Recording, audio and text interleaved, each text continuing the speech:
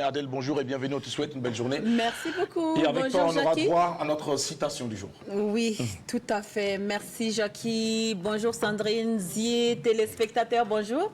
J'espère que vous allez bien. Ici, vous l'avez constaté, ça va très bien par la grâce divine.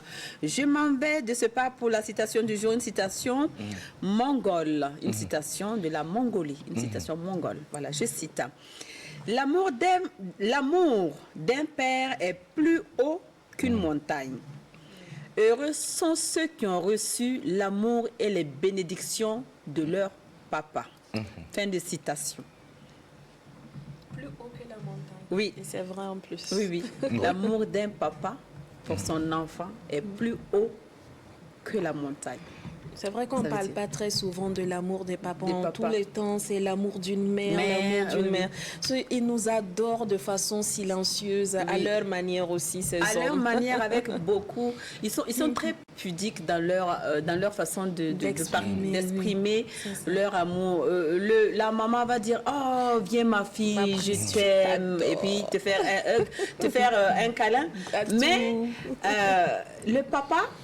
il peut être fier de toi et il n'y a rien de tel quand votre père vous dit « Je suis fier de toi, ma fille.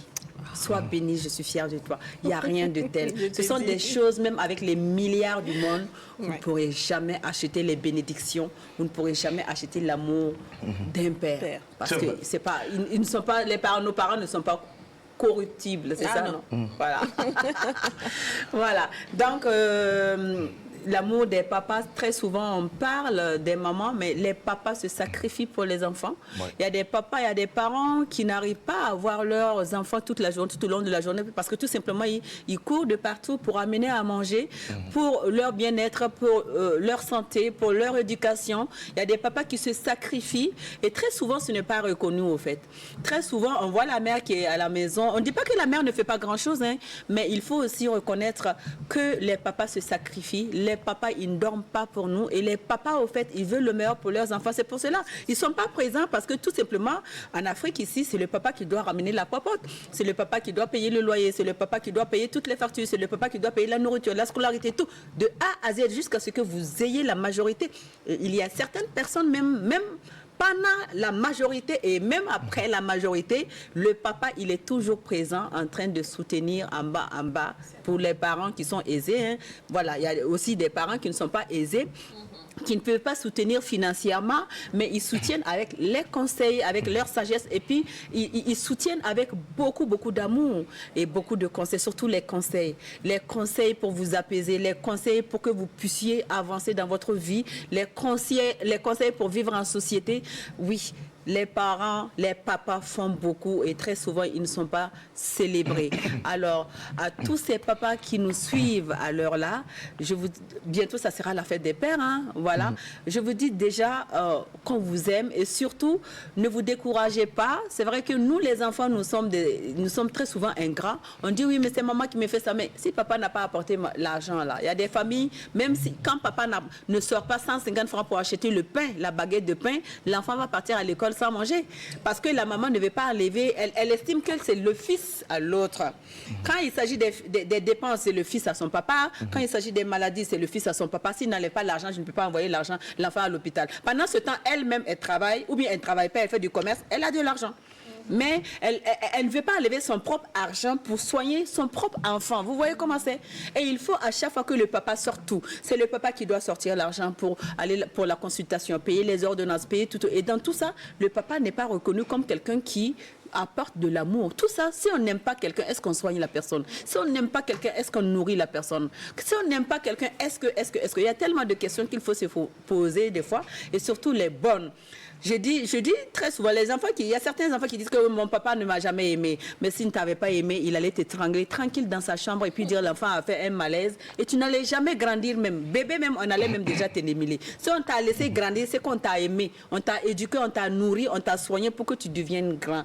Maintenant, à l'âge adulte, si tu trouves que ton papa ne t'avait pas ou ne t'a pas assez aimé et tu détestes ton papa, ben c'est la malédiction tout simplement qui t'attend et la destruction qui t'attend. Parce que les papas, nos parents se sont sacrifiés pour nous. Et il y a beaucoup de pères comme ça qui ne dorment pas, qui courent de partout, qui font plusieurs boulots, tout simplement pour subvenir aux besoins de leurs enfants. Vous pouvez vous séparer, le papa et la maman peuvent se séparer, mais le papa va toujours, que les enfants soient avec la maman ou avec le papa, c'est au papa toujours de ramener à manger. Je parle des vrais papas, on ne parle pas des papas... On ne parle pas des papas inconscients qui disent que non, elle n'a qu'à s'occuper de moi, je m'en fous, c'est son enfant. Il y a de ces papas conscients qu'il faut mettre, qu'il faut célébrer et puis leur dire tout simplement bravo à vous parce que vous êtes nos dieux sur terre. Merci. Les parents. Voilà, c'est tout. Adèle Rwamba pour ce vibrant hommage rendu au papa et pour ceux qui justement ont eu la chance de côtoyer les pères savent bien sûr oh combien ils sont importants dans la vie des uns et des autres. Très souvent, on s'est longtemps donc attardé à célébrer ou à envoyer des salves d'hommage et d'applaudissements donc aux mamans, tout en ignorant les efforts des pères. Négliger les efforts du père, c'est aussi quelque part s'attirer le malheur, tout comme négliger les efforts de la mère. Aujourd'hui, chaque père travaille comme si c'était le dernier jour pour subvenir aux besoins de sa famille. Il se lève tôt le matin, il rentre tard, et tout cela c'est pour donner à sa famille une vie meilleure. Une vie souvent qui n'est pas aussi appréciée par ceux qui sont en son bénéficiaire. Très souvent on lui demande encore plus, très souvent on lui demande ce qu'on ne serait pas capable de pouvoir faire pour l'autre. Eh bien ces pères également ils travaillent sans relâche. Leurs sacrifices sont nombreux et très souvent ignorés. Pour leur famille, c'est se battre jusqu'à la dernière goutte de sueur ou encore à la dernière goutte de sang.